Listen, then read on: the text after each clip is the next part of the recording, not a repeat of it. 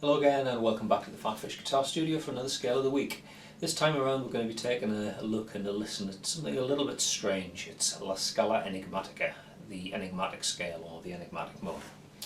Now compared to a lot of the scales we've looked at in this series of videos, which the scales have been around pretty much as long as music's been around, the Enigmatic mode is a comparatively recent invention. It's a man-made scale devised by Giuseppe Verdi back in the late 19th century as part of 4 sacred pieces that he wrote, and he used it in his Ave Maria. More recent times, the guitar fans amongst you might be familiar with a piece by Joe Satriani called the Enigmatic, which is off his first CD, Not of This Earth, and it features the Enigmatic mode.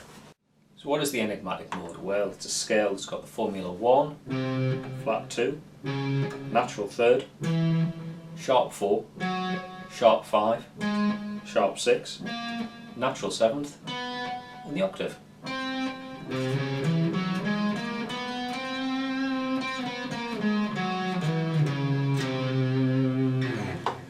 So, as you can hear, not a major scale or a minor scale by any stretch of the imagination. It does sound a little bit unusual.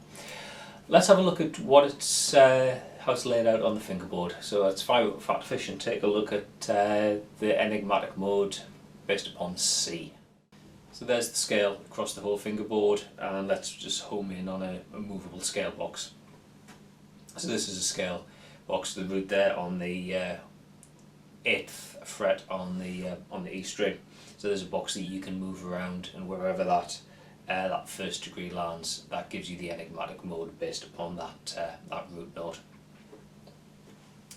But of course, don't get locked into the box pattern. Remember that the scale is right the way across the fingerboard. So how can you use the Enigmatic mode? Well, this is a one where really I'm going to give you just basically the idea. Here's the scale, and suggest you go off and do some experimentation on your own.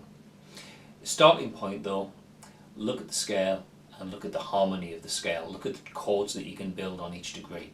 Now if you're not familiar with chord construction, I'm going to put some links down there in the information section on YouTube to some other video tutorials that I've done and some tutorials on the PhatPhish website which explain how chords are constructed. So if you're not familiar with those, take a look.